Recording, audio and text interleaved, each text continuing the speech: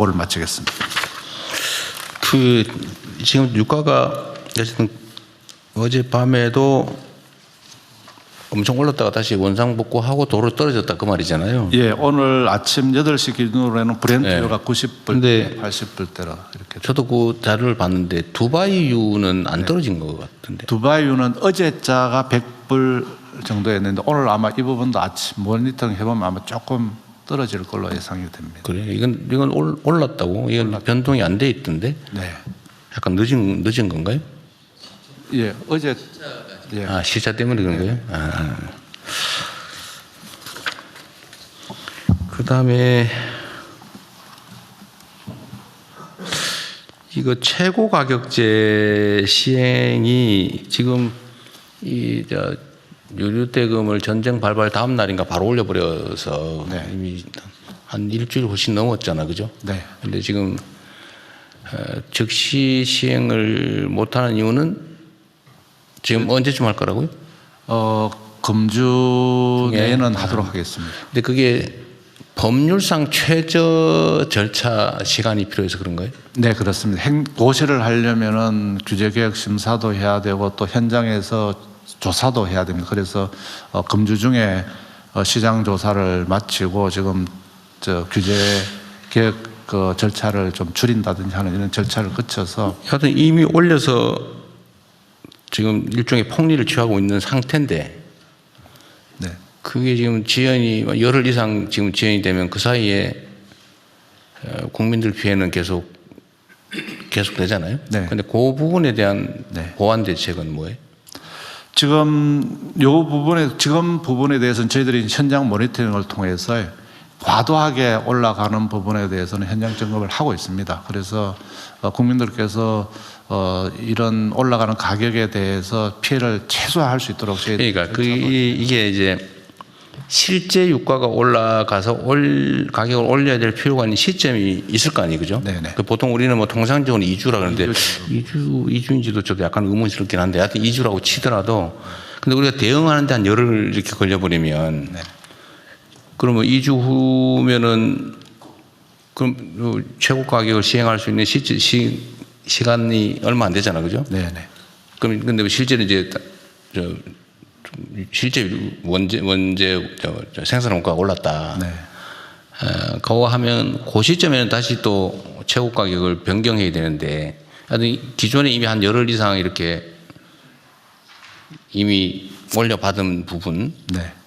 그 부분을 고려해서 실제 유가가 오르더라도 그때 바로 최고 가격을 올리지 말고 네. 지금까지 지연된 만큼을 감안해가지고 감안해서 네. 실제 오른 시점 이후에도 그 기간만큼은 최고 가격을 네. 유지하는 네. 그런 고려하고 계신 거죠? 네네. 대통령 말씀하신 것처럼 이제 저희들은 지금 이제 행정 고시가 나가기 전까지 시간이 걸리기 때문에 네. 정유업계들하고 협의를 해서 이제 시작이 지연되는 만큼 시행 기간도 그만큼 더 지연시켜서 네. 국민들 피해가 최소화될 네, 수 있게. 근데 그거는 감안하시고. 네네. 그럴 경우에 어쨌든 우리가 이제 생산 원가와 최고 가격 차이에서 벌어진 실제 제조업체 정유사의 손실을 보상하게 법에 되어 있다면서요? 네, 그렇게 들어가 있습니다. 그 계산을 할 때도 가능한지 모르겠는데 네. 그동안에 취한 일종의 부당이 네. 그걸 감안해서 계산해야 될 것 같아요. 네, 그렇게. 그 법률상 가능한지도 한번 검토를 한번 예, 해보십시오. 그런 부분도 감토해 보겠습니다. 하여튼 누구도 피해가 없게 네. 누구도 억울하지 않게 하되 공정하게 세심하게 좀 할 필요가 있을 것 같습니다. 예, 특히 대통령 말씀하신 대로 우리 국민들의 피해는 최소한 되도록 네. 저희들이 하여튼 이런 위기 상황을 악용해 가지고 부당하게 이익을 취하는 거는 그 기업의 윤리 문제이기도 한데 네. 하여튼 그건 앞으로는 발생하지 않게 네. 행정 지도도 좀 철저히 하면 좋겠습니다. 네, 그렇게 하겠습니다. 그리고 이제 앞으로 실제 생산 원가가 올라갈 경우에 너무 경제적 부담이 크니까 결국은 이제 거기에 재정을 투입해서 일시적 조정이 필요하잖아요. 네. 그럴 때 그 방식 중에 이게 보통 위기 상황이 도래하면 어려운 사람은 더 어려워지고 좀 상위층은 더 좋아지고 이런 경향이 있잖아요. 네.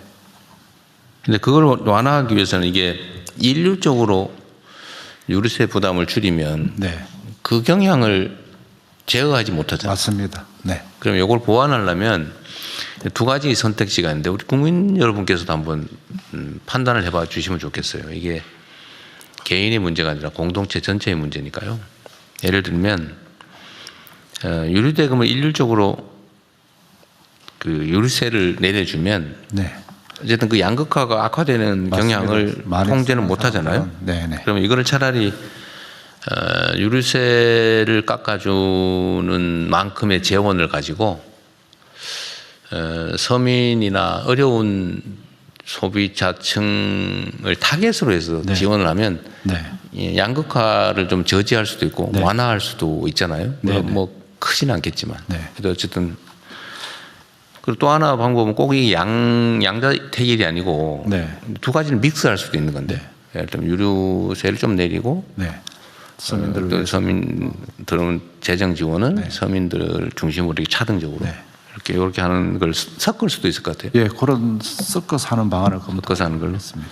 어쨌든 근데 비중을 또 얼만큼 할 거냐도 이제 결국 정책적 판단의 결단의 영역인데 네. 저는 가능하면 물론 실무 검토를 하시겠지만 네. 가능하면 양극화 완화에 도움이 되는 방향으로 네. 똑같은 재원이라면 일률적으로 하기보다는 좀 차등적으로 하는 게 어떨까 네. 그런 생각을 하고 있습니다.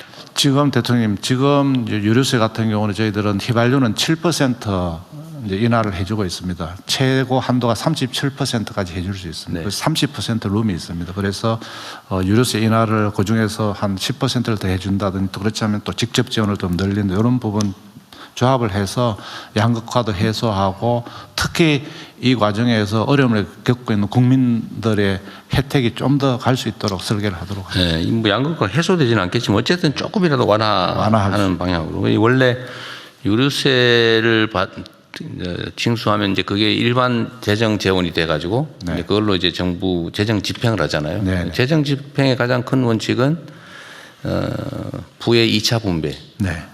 이걸 통해서 어쨌든 사회 구성원들 사이에 그 과도한 양극화나 이런 것들을 조정하는 거 아닙니까? 재정의 기본 역할이 원래 그런 거니까.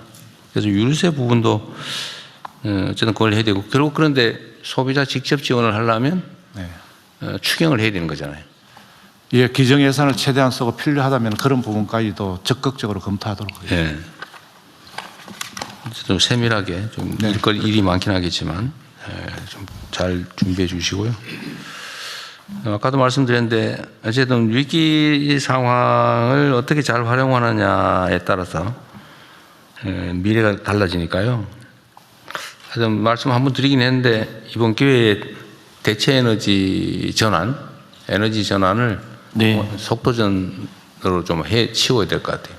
네, 속도를 더 빨리 내겠습니다. 재생에너지 늘리고 햇빛소득마을 사업도 빨리 추진할 수 있도록 네. 하겠습니다. 그와 관련돼서 예를 들면 각 가구별로 또는 뭐 마을 단위로 또는 지역 단위로 재생에너지 생산을 좀 확대할 수 있게 네, 이럴 때일수록 이제 우리 국민들이나 구성원들은 그 필요성을 절감하잖아요. 네, 에너지 전환도 사실 저항이 있는 건데 네, 이럴 때일수록 기회이기도 하니까 전환을 좀 신속하게 과감하게. 네. 햇빛소득, 바람소득, 개통소득 해서 가능하면 모두의 에너지 전환의 혜택을 보실 수 있도록 그렇게 설계의 범위나 내용을 더 신속하게 속도가 있게 추진하겠습니다. 지금 현재 예산 편성이나 이런 것들을 좀 추가하거나 변경할 필요는 없어요? 그런 측면에서? 햇빛 에너지 관련한 부분도 있고요. 전기차 전환도 굉장히 빠르게 전환되고 있어서 전기차 예산이 좀 조기에 소진될 가능성이 있습니다. 근데 문제는 전기를 뭘로 생산하느냐. 결국 그 수입한 화석연료로 생산하느냐 아니면 우리 자체적으로 존재하는 바람이나 뭐 햇빛 같은 걸로 재생에너지로 생산하느냐 이건데 전기차 전환도 중요한데 더 근본적으로 전기를 뭘로 생산할 거냐. 재생을 주력으로 하고 원전을 보조로 그러니까, 하고 예. 해서 근데- 탈탄소를 해야 됩니다. 예. 근데 이게 그건 장기적인 측면이 있는데 단기적으로라도 속도를 좀 내야 된다. 과감하게. 그렇게 하겠습니다. 그 얘기입니다. 예. 필요하면 뭐 이번에 어차피 조기에 추경을 해야 될 상황인 것 같으니까 네. 지금 재정 지원이나 소상공인 지원이나 뭐 한계 기업들 지원인 뭐 등등 할래도 좀 추가의 재정이 필요하겠죠. 예, 기존에 있는 예산 가지고는 아마 좀 부족한 걸로 예상이 됩니다. 지금 추경 재원도 지금 작년에 우리가 올해 예산을 편성하면서 했던 것보다 예상보다 세수는 많이 늘어날 걸로 예측이 되고 있죠. 예, 최근에 그 반도체 업황이 좋아지고 있고요. 또 주식 시장의 활성화에 따른 또 재원도 있고, 거래세도 좀 늘고. 예, 거래세도 늘고 해서 아마 저희들이 대통령 방침을 받아 적정한 규모로는 네. 뭐 국채 발행 없이 할 수 있을 것 같습니다. 네, 생각 이상으로 좀 세원 경제 회복이 좀 속도가 사실 빠른 거죠. 네. 어쨌든 그러면 좋겠고요. 또 하나는 지금 이제 주식시장이 매우 불안정한데 지금 우리 주식시장이 다른 어느 나라보다도 사실은 많이 올라서 뭐 제 예측보다도 더 빠르게 올랐는데 아직도 사실 우리가 제도 개선해야 될 부분이 많잖아요. 그중에 주식시장 투명화, 투명성 강화, 네. 공정성 강화, 그다음에 경영 지배권 남용의 여지를 최소화하는 거. 이 부분은 제도 개선이 이번 기회에 좀 더 속도를 내면 좋겠어요. 전에 한 번도 말씀드렸는데 예를 들면 뭐 코스닥 시장 정비도 좀 해야 되고 그 너무 엉터리 주식들이 많은 문제 정리하는 거. 그다음에 뭐 주가를 의도적으로 상속을 대비해서 과도하게 눌러놓는다든지 그 외에도 뭐 정리할 게 많잖아요. 우리 정책시장. 예, 금융위원회에서 좀 준비 중에 있습니다. 그래. 예. 그것도 예. 어쨌든 이런 것도 저항이 있지 않습니까? 우리가 뭐 상법 개정을 너무 당연한 지금 생각하면 너무 당연한 건데 그리고 그 상법 개정을 통해서 주가가 정상화되면서 사실은 기업들도 실질적인 혜택을 많이 누리게 됐잖아요. 예. 근데 그 전에는 무슨 상법 개정하면 회사 망할 것처럼 그렇게 막 저항하고 뭐 필부하고 생 난리가 나긴 했는데 그럼에도 불구하고 하고 나니까 잘했다 이런 생각이 들지 않습니까? 모두가 혜택을 보는 국민연금까지도 나중 재원이 좀 풍부해져서 고갈 시기까지 뭐 한참 늦춰지는 이런 이익이 있는데 지금도 또 새로운 제도 개선을 하려면 여전히 또 뭐 저항하는 또 반발이 많지 않습니까? 예. 근데 이럴 때가 기회라는 거죠. 예. 과감하게 좀 준비해서 좀 국회하고 협조해서 좀 신속하게 제도 개선을 하면 좋겠어요. 네. 그 연장선상에서 지금 물론 뭐 시간이 좀 짧아서 그러긴 한데 우리 정부 부처들은 정말 신속하게 잘 움직이고 있어요. 너무 잘하고 계신데요. 좀 국회도 무슨 특위를 만든다든지 해서 좀 집중적으로 좀 국가 위기 극복에 또 협조할 수 있게 협력할 수 있게 좀 했으면 좋겠습니다. 그쪽 국회 쪽에도 협조 쪽을 좀 해주면 좋겠어요. 뭐 예, 총리께서 국회도 그 민생경제 추진단이 이제 여당에서는 그 구성돼 있고요. 옛날에 있던 거? 여당에서. 예, 그런데 그 야당까지 할 수 있는 그 여당에는 지금 민생경제 추진단이 최근에 구성이 됐습니다. 예. 그 야당까지 같이 해서 할 수 있는 거는 좀 가능하면 그러면 좋겠고. 상의하겠습니다. 어쨌든 국가적 위기 극복은 사실 뭐 정치적 이해 문제는 좀 벗어난 거 아니겠습니까? 행정통합 때 그랬듯이 이 문제도 저희가 요청을 여야를 넘어서 하겠습니다. 네, 좀 해주시고 말이 나온 김에 어쨌든 야당이 이번에 그 대미 투자 관련법 처리에 협조를 해줘가지고 예, 여야가 제 시간 안에 반장일체로. 처리되게 됐다는 거잖아요. 예. 우리 뭐 상황이 여러 가지 어려운 점이 있었을 텐데 그럼에도 불구하고 우리 야당이 이렇게 협조해 준 점에 대해서 감사드립니다. 어쨌든 우리가 정치적 의제를 놓고 경쟁하고 뭐 심하게는 다투는 경우가 있더라도 어쨌든 중요한 이런 국가적 의제에 대해서는 이렇게 협력하는 모범적인 모습을 보여주셔서 감사드립니다. 앞으로도 좀 그러면 좋겠고요. 또 우리도 노력해야 되겠죠. 네, 저는 뭐 드릴 말씀 다 드리네. 다른 분들 의견 있으면 말씀하시고 다음으로 넘어가시죠. 하나 더 있으니까 그거까지 듣고. 하고 갈까요? 네. 네, 산업부 보고 드리겠습니다. 먼저 주유소 정유사 등의 위기 상황을 틈타 과도한 가격 인상으로 국민 생활에 부담을 드린 점에 대해서 주무장관으로서 큰 책임감을 느낀다는 말씀을 드리면서 시작을 하겠습니다. 가격 동향은 일단 생략하겠습니다. 우선 석유사업법에 따라 금주 내 최고 가격제가 즉시 시행될 수 있도록 운영 규정인 고시를 신속하게 제정 시행하겠습니다. 최고 가격제는 국제 유가 안전 장치로서 시장 가격 급등 시기에 국민 생활 영향을 최소화할 수 있을 것으로 기대합니다. 특히 시장 가격 급등 시기에 공동체의 정신을 훼손하는 정유사 등의 과도한 이윤 추구를 방지할 수 있을 것으로 기대합니다. 이 부분에 대해서는 앞으로 이런 상황이 재발하지 않도록 근본적인 제도적 방안을 마련하겠습니다. 동시에 엄정한 시장 질서 확립을 위해 가격 담합, 불공정 거래 등 불법 행위에 대해서는 공정위, 행안부, 국세청 등과 합동으로 단속하여 제도의 실효성을 극대화하겠습니다. 대통령님께서 말씀하신 자영업자, 농민 등 고유가 영향에 취약한 계층에 대한 지원 방안을 별도로 마련하겠습니다.